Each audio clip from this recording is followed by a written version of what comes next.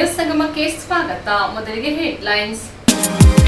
ಕುಶಾಲನಗರ ಪಟ್ಟಣದ ತಾಲೂಕು ಕಚೇರಿ ಮುಂಭಾಗ ಮೈಸೂರು ಕೊಡಗು ಜಿಲ್ಲಾ ಶುಂಠಿ ವ್ಯಾಪಾರಿಗಳ ಸಂಸ್ಥೆ ವತಿಯಿಂದ ವಿವಿಧ ಬೇಡಿಕೆಗಳನ್ನು ಈಡೇರಿಸುವಂತೆ ಒತ್ತಾಯಿಸಿ ಪ್ರತಿಭಟನೆಯನ್ನ ಮಾಡಿದರು. ಕೆಆರ್ಪೇಟೆ ತಾಲೂಕಿನ ವಸಂತಪುರ ಗ್ರಾಮದಲ್ಲಿ ಕೋತಿಗಳ ಹಾವಳಿ ಹೆಚ್ಚಾಗಿದ್ದು ಕಾರ್ಯಾಚರಣೆ ನಡೆಸಲು ಮುಂದಾದ ಅರಣ್ಯ ಇಲಾಖೆ. ಕುಶಾಲನಗರ ಪುರಸಭೆ ಕಚೇರಿಯಲ್ಲಿ ಮನೆ ರಿಪೇರಿ ಹಾಗೂ ಮನೆಯನ್ನು ಕಳೆದುಕೊಂಡ ಫಲಾನುಭವಿಗಳಿಗೆ ವಿತರಿಸಿದ ಚೆಕ್ನಲ್ಲಿ ಅವ್ಯವಹಾರ ನಡೆದಿದೆ ಎಂದು ದೂರಿದ್ದಾರೆ.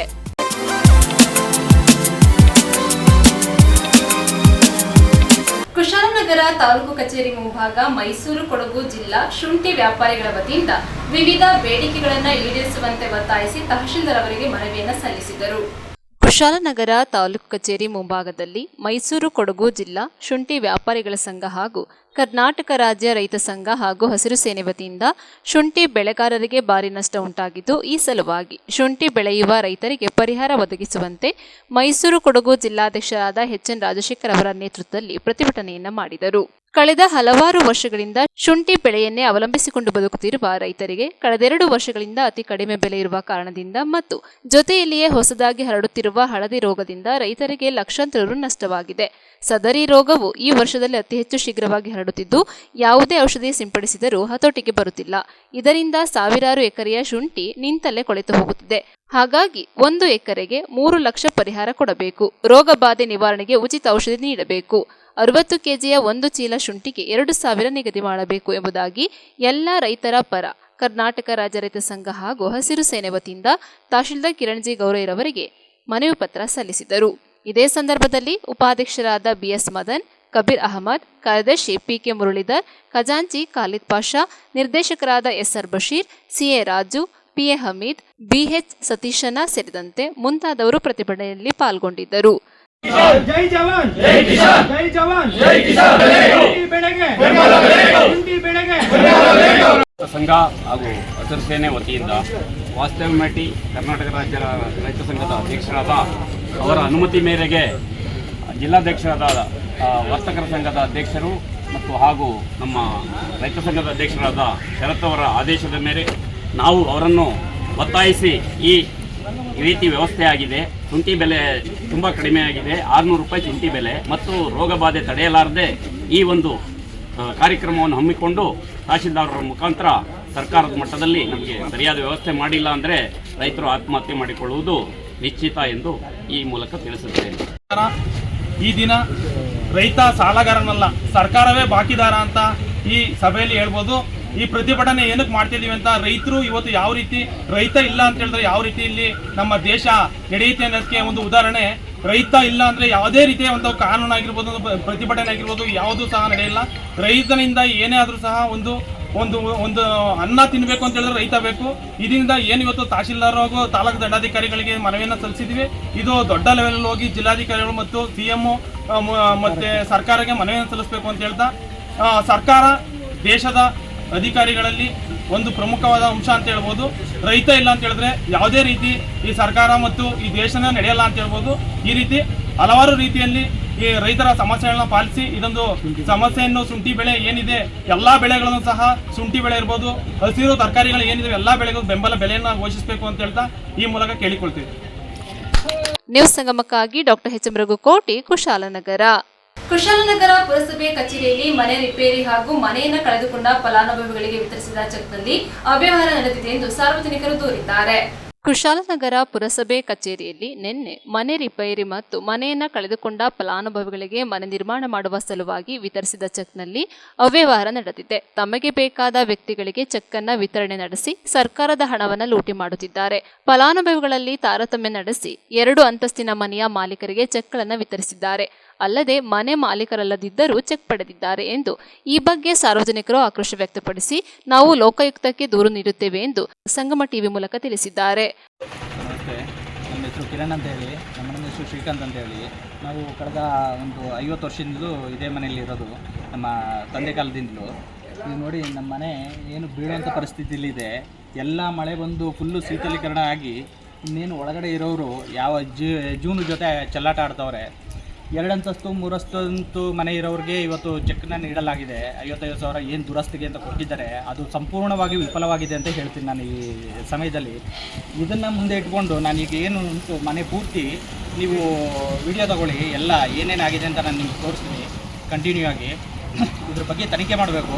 ನಾನು ಈಗ 2 ಅಪ್ಟಿಯರು 3 ಅಪ್ಟಿಯರು ಮನೆ ಇರೋರಿಗೆ ಯಾವುದೇ ಕಾರಣಕ್ಕೂ ಯಾವುದೇ ಕುಂದು ಕೊರತೆ ಇಲ್ಲದಿದ್ದವ್ರಿಗೆ ಈ ಗೌರ್ಮೆಂಟಿಂದ ಮೊನ್ನೆ ಮಂತ್ರಗೌಡರವರು ಬಂದು ನಮ್ಮ ಪುರಸಭೆಯಲ್ಲಿ ಚೆಕ್ ನೀಡಿದ್ದಾರೆ, 55,000 ರೂಪಾಯಿ ಚೆಕ್ ನೀಡಿದ್ದಾರೆ. ಇದು ನಮಗೆ ಭಾಳ ಅಸಮಾಧಾನ ಆಗಿದೆ. ನಾವು ಅದಕ್ಕೋಸ್ಕರ ಅರ್ಜಿ ಕೊಟ್ಟಿದ್ದೀವಿ. ಅರ್ಜಿ ಕೊಟ್ಟರು ಯಾವ ಪ್ರಯೋಜನವೂ ಬಂದಿಲ್ಲ. ಇನ್ನೂ ನಮಗೆ ಯಾವುದೋ ಇದನ್ನ ಕೊಟ್ಟಿಲ್ಲ. ಈ ಪರಿಸ್ಥಿತಿ ಬಗ್ಗೆ ನಾನು ಲೋಕಾಯುಕ್ತಕ್ಕೆ ದೂರು ಕೊಡ್ತಾ ಇದ್ದೀನಿ ಸರ್. ಏನಾಗಿದೆ ಗೋಡೆ ಎಲ್ಲ ಸುಮಾರು ವರ್ಷದಿಂದ ನೆಂದು ನೋಡಿ, ಎಲ್ಲ ನೋಡಿ, ಇಲ್ಲಿ ನೋಡಿ, ಪೂರ್ತಿ ನೀರು ಕುಡಿದು ಇದಕ್ಕೆ ಯಾವುದೇ ಒಂದು ಇದಿಲ್ಲ, ಯಾವುದೇ ವ್ಯವಸ್ಥೆಗೂ ಅಡೆತಡೆ ಇದಿಲ್ಲ. ಫುಲ್ ಎಲ್ಲ ನೀರು ಬರ್ತದೆ ಡೈರೆಕ್ಟ್ ಎತ್ತಲಿ ಹೆಂಗೆ ಹೊಡಿತದೆ ಹಂಗೆ ಪೂರ್ತಿ ಹೊಡೆದು ಗೋಡೆ ಎಲ್ಲ ಸೀದಾ ಹಿಡಿದೋಗಿದೆ.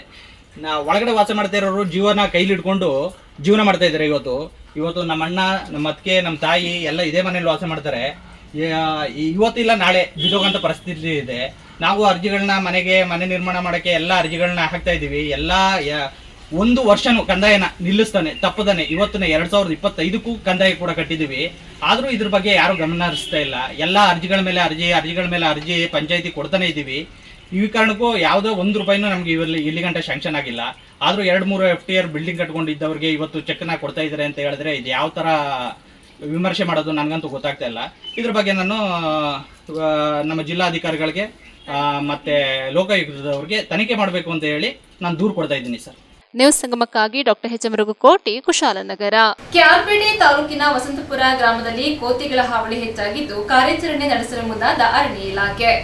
ಕೆಆರ್ಪೇಟೆ ತಾಲೂಕಿನ ಶೀಳನೆರೆ ಹೋಬಳಿಯ ವಸಂತಪುರ ಗ್ರಾಮದಲ್ಲಿ ಕಳೆದ 2 ವರ್ಷಗಳಿಂದ ನೂರಾರು ಕೋತಿಗಳು ಗ್ರಾಮದಲ್ಲಿ ಬೀಡು ಬಿಟ್ಟಿದ್ದು ದಾಂಧಲೆ ನಡೆಸಿ ಮನೆಗಳ ಹೆಂಚು ತೆಗೆದು ಮನೆಯೊಳಗಡೆ ಇಳಿದು ದಿನೋಪಯೋಗಿ ವಸ್ತುಗಳು ಸೇರಿದಂತೆ ಮನೆಯೊಳಗಿರುವ ಅವಶ್ಯಕ ಆಹಾರ ಪದಾರ್ಥಗಳನ್ನು ಎತ್ತಿಕೊಂಡು ಓಡಿ ಹೋಗುತ್ತಿರುವ ಹಿನ್ನೆಲೆಯಲ್ಲಿ ಬೇಸತ್ತಿದ್ದ ಗ್ರಾಮಸ್ಥರು ಕೋತಿಗಳನ್ನು ಹಿಡಿಸಿ ಗ್ರಾಮದಿಂದ ಹೊರಗಡೆ ಬಿಡಿಸಿ ಗ್ರಾಮದಲ್ಲಿ ಜನರು ನೆಮ್ಮದಿಯಿಂದ ಜೀವನವನ್ನು ನಡೆಸಲು ಅವಕಾಶ ಮಾಡಿಕೊಡುವಂತೆ ಆಗ್ರಹಿಸಿ ತಾಲೂಕು ಆಡಳಿತ ಹಾಗೂ ಅರಣ್ಯ ಇಲಾಖೆ ವಿರುದ್ಧ ರಸ್ತೆ ತಡೆ ನಡೆಸಿ ಪ್ರತಿಭಟನೆ ಮಾಡಿದ್ದರು. ಕೋತಿಗಳ ದಾಂಧಲೆ ಹಿನ್ನೆಲೆಯಲ್ಲಿ ವಸಂತಪುರ ಗ್ರಾಮಕ್ಕೆ ಭೇಟಿ ನೀಡಿದ್ದ ಶಾಸಕ ಮಂಜು ಗ್ರಾಮಸ್ಥರು ಹಾಗೂ ಅರಣ್ಯ ಇಲಾಖೆ ಅಧಿಕಾರಿಗಳೊಂದಿಗೆ ಸಮಾಲೋಚನೆ ನಡೆಸಿ ಕೋತಿಗಳನ್ನು ಹಿಡಿದು ಗ್ರಾಮದಿಂದ ಹೊರಗಡೆ ಬಿಡಿಸಿ ಗ್ರಾಮದ ಜನತೆಗೆ ಅನುಕೂಲ ಮಾಡಿಕೊಡಬೇಕೆಂದು ತಾಲೂಕು ವಲಯ ಅರಣ್ಯ ಅಧಿಕಾರಿ ಅನಿತಾ ಪ್ರವೀಣ್ ಅವರಿಗೆ ನಿರ್ದೇಶನ ನೀಡಿದ ಹಿನ್ನೆಲೆಯಲ್ಲಿ ಕಾರ್ಯೋನ್ಮುಖರಾಗಿರುವ ಅರಣ್ಯ ಇಲಾಖೆ ಅಧಿಕಾರಿಗಳು ನಾಗಮಂಗಲ ತಾಲೂಕಿನ ಶಿಕಾರಿಪುರ ಗ್ರಾಮದಿಂದ ಕೋತಿ ಹಿಡಿಯುವಲ್ಲಿ ಪರಿಣಿತರಾಗಿರುವ ಕೃಷ್ಣಪ್ಪ ಮತ್ತು ರಾಮಕೃಷ್ಣ ಅವರ ನೇತೃತ್ವದ ತಂಡವನ್ನು ಕರೆಸಿ ಕೋತಿಗಳನ್ನು ಹಿಡಿಸಲು ಮುಂದಾಗಿದ್ದಾರೆ. ಕೋತಿಗಳನ್ನು ಸುರಕ್ಷಿತವಾಗಿ ಹಿಡಿದು ಕಾಡಿಗೆ ಬಿಡಲು ನಾಗಮಂಗಲ ತಾಲೂಕಿನಿಂದ ಶಿಕಾರಿಪುರದಿಂದ ಕೋತಿಗಳನ್ನು ಹಿಡಿಯುವ ಪರಿಣಿತರ ತಂಡದ ಆಗಮನದ ಸುದ್ದಿ ಕೋತಿಗಳಿಗೆ ತಿಳಿಯಿತು ಎಂಬಂತೆ ಇಂದು ಶಾಲಾ ಆವರಣಕ್ಕೆ ಕೋತಿಗಳು ಆಗಮಿಸಲು ತೀವ್ರವಾಗಿ ಸತಾಯಿಸಿ ಗ್ರಾಮದ ತೋಟದೊಳಗೆ ನುಗ್ಗಿ ಚಳ್ಳೆಹಣ್ಣು ತಿನ್ನಿಸಿದವು. ಕೆಆರ್ಪೇಟೆ ತಾಲೂಕು ವಲಯ ಅರಣ್ಯಾಧಿಕಾರಿ ಅನಿತಾ ಮಾತನಾಡಿ, ವಸಂತಪುರ ಗ್ರಾಮದಲ್ಲಿ ಕೋತಿಗಳು ಕಳೆದ 6 ತಿಂಗಳಿಂದ ದಾಂಧಲೆ ನಡೆಸಿ ಗ್ರಾಮಸ್ಥರಿಗೆ ಹಾಗೂ ಗ್ರಾಮದ ಮಹಿಳೆಯರು ಮತ್ತು ಶಾಲಾ ಮಕ್ಕಳಿಗೆ ತೊಂದರೆ ನೀಡುತ್ತಿರುವ ಬಗ್ಗೆ ಶಾಸಕರು ಕೋತಿಗಳನ್ನು ಹಿಡಿಸಲು ನಿರ್ದೇಶನ ನೀಡಿರುವ ಹಿನ್ನೆಲೆಯಲ್ಲಿ ಅರಣ್ಯ ಇಲಾಖೆಯ ಉನ್ನತ ಅಧಿಕಾರಿಗಳಿಂದ ಅನುಮತಿಯನ್ನು ಪಡೆದುಕೊಂಡು ಕೋತಿಗಳನ್ನು ಹಿಡಿಸಲು ಕಾರ್ಯಾಚರಣೆ ನಡೆಸಲು ಮುಂದಾಗಿದ್ದೇವೆ. 1-2 ದಿನಗಳಲ್ಲಿ ಗ್ರಾಮದಲ್ಲಿರುವ ಎಲ್ಲ ಕೋತಿಗಳನ್ನು ಹಿಡಿಸಿ ಮರಳಿ ಸುರಕ್ಷಿತವಾಗಿ ಅರಣ್ಯಕ್ಕೆ ಬಿಡಲು ಕ್ರಮ ಕೈಗೊಳ್ಳಲಾಗುತ್ತಿದೆ ಎಂದು ಮಾಹಿತಿ ನೀಡಿದರು. ಶಿಕಾರಿಪುರ ನಾಗಮಂಗಲ ತಾಲೂಕು ಇಲ್ಲಿ ವಸಂತಪುರ ಗ್ರಾಮದಲ್ಲಿ ಕೋತಿಗಳು ತುಂಬ ಲೂಟಿ ಮಾಡ್ತಾ ಇದ್ದಂಥ ಮನೆಗಳು ಅಜ್ಜಿಗಳೆಲ್ಲ ಇಳಿಸ್ತಾ ಇದ್ದವು. ಆಮೇಲೆ ನಮ್ಮ ಇದು ಮೇಲ್ಪಟ್ಟ ಅಧಿಕಾರಿಯವರು ಬಂದು ಹೇಳಿದ್ಮೇಲೆ ಬಂದು ಹಿಡಿತಾ ಇದ್ದೀವಿ. ಅದು ಒಂದು ಚೂರು ಏಟು ಇಲ್ದಂಗೆ ಹಿಡಿದು ಅರಣ್ಯ ಆಫೀಸರ್ಗೆ ಕೊಡ್ತೀವಿ, ಅವರು ದೂರ ಹೋಗಿ ಬಿಡ್ತಾರಂತೆ. ಇಷ್ಟೇ ಸರ್. ಅದು ನಾವೇನು ಅದನ್ನು ಈಗ ವಸಂತಪುರದಲ್ಲಿ ಏನು ಕೋತಿಗಳ ಹಾವಳಿ ಇದೆ, ಅದಕ್ಕೊಂದು ಪರಿಹಾರ ಕಂಡುಹಿಡಿಯೋದಕ್ಕೆ ಬಂದಿದ್ದೀರಿ ನೀವು. Okay okay sir. ನಿಮ್ಮ ಹೆಸರೇನಂದ್ರಿ? ಕೃಷ್ಣಪ್ಪ, ಶಿಕಾರಿಪುರ, ನಾಗಮಂಗಲ ತಾಲೂಕು. ಶಿಕಾರಿಪುರ. ಈಗ ಸಿಗ್ತಾ ಇದಾವ ನಿಮ್ಗೆ? ಬಹಳ ಆಟ ಆಡಿಸ್ತಾ ಇದಾವಲ್ಲ? ಆಟ ಆಡಿಸ್ತಾ ಇದೆ. ಅದು ಸಮಪಟ್ಟು ಹಿಡಿಬೇಕು. ಹಿಡಿಬೇಕು. ಇಲ್ಲ ಹಿಡಿತೀವಿ, ಗಡ್ಡೆವಾಗಿ ಹಿಡಿತೀವಿ. ಕೃಷ್ಣಪ್ಪರ, ಕೋತಿಗಳು ಹೆಂಗ್ ಹಿಡಿತೀರಿ? ಹಣ್ಣು ಅವಕ್ಕೆ ಊಟ ಗೀಟ ಕೊಡ್ತೀರಾ? ಬಾಳೆಹಣ್ಣು ಹಾಕ್ತೀವಿ ಒಳಗಡೆ. ಅದು ಹಿಡಿಯೋದು ಒಂದ್ ಕಡೆ, ಕೂಡಾಕೋದು ಒಂದ್ ಕಡೆ. ಅದನ್ನ ಹಿಡಿದು ಲಾಸ್ಟಲ್ಲಿ ಚೀಲದಲ್ಲಿ ತುಂಬ್ತೀವಿ. ಚೀಲದಲ್ಲಿ ತುಂಬಿ ಬೇರೆ ಕಡೆ ಸಾಗಿಸ್ತೀವಿ. ಅಂದ್ರೆ ನಾವು ಹೋಗ್ತೀವಿ ಬಿಡೋಕೆ. ಅದೇನೆಲ್ಲ ಅವ್ರಿಗೆ ಕೊಟ್ಟು ಕಳ್ಸಲ್ಲ. ಅವನು ನಮಗೂ ಕರೆಸ್ತಾರೆ. ನಾವು ಜೊತೆ ಹೋಗ್ಬಿಟ್ಟು ಎಲ್ಲರೂ ದೂರ ಅರಣ್ಯ ಇಲಾಖೆದೆಲ್ಲ ಎಲ್ಲ ಪಾಸ್ಟರು ಎಲ್ಲ ದೂರ ಬಿಡ್ತಾರೆ.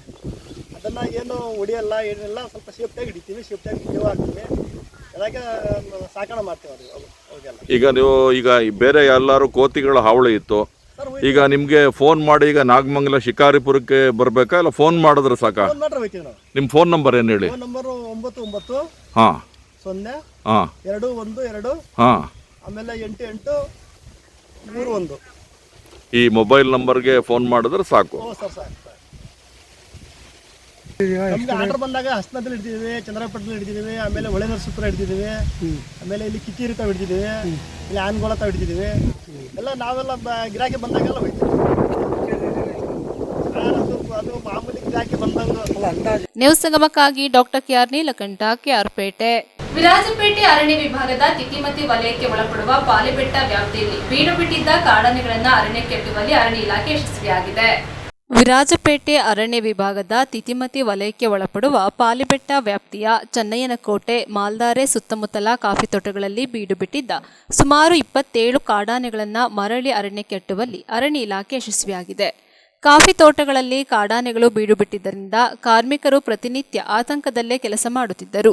ಇದರಿಂದಾಗಿ ಆನೆಗಳನ್ನು ಮರಳಿ ಅರಣ್ಯಕ್ಕೆಟ್ಟುವಂತೆ ಒತ್ತಾಯ ಕೇಳಿಬಂದಿದ್ದ ಹಿನ್ನೆಲೆ ಜುಲೈ 18 ಮತ್ತು 19ರಂದು ಸತತ 2 ದಿನಗಳ ಕಾಲ ಕಾರ್ಯಾಚರಣೆ ನಡೆಸಿದ ಅರಣ್ಯ ಇಲಾಖೆ ದಕ್ಷ ಮತ್ತು ಉಷಾ ಗುಂಪಿನ ಸುಮಾರು 27 ಆನೆಗಳನ್ನು ಮರಳಿ ಅರಣ್ಯಕ್ಕೆ ಅಟ್ಟಿಸುವಲ್ಲಿ ಯಶಸ್ವಿಯಾಗಿದೆ.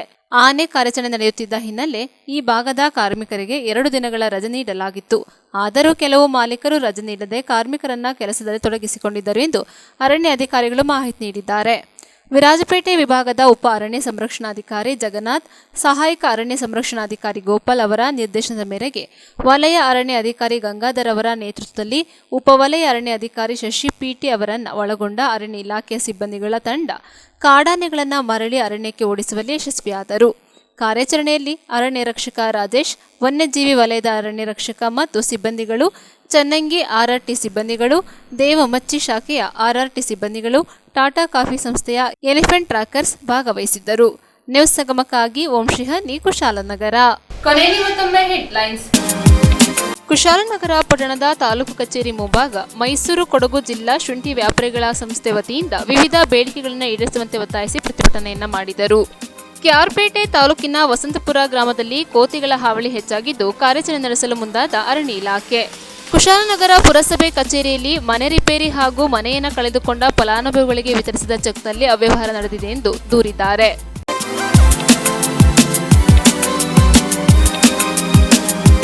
ಇಲ್ಲಿಗೆ ನ್ಯೂಸ್ ಸಂಗಮ ಮುಕ್ತಾಯವಾಯಿತು. ಸುದ್ದಿ, ಮಾಹಿತಿ, ಮನೋರಂಜನೆಗಾಗಿ ನೋಡ್ತಾ ಇರಿ ಸಂಗಮ ಟಿವಿ. ವಂದನೆಗಳೊಂದಿಗೆ ಸುಪ್ರೀತಾ ಎಲ್ಎನ್.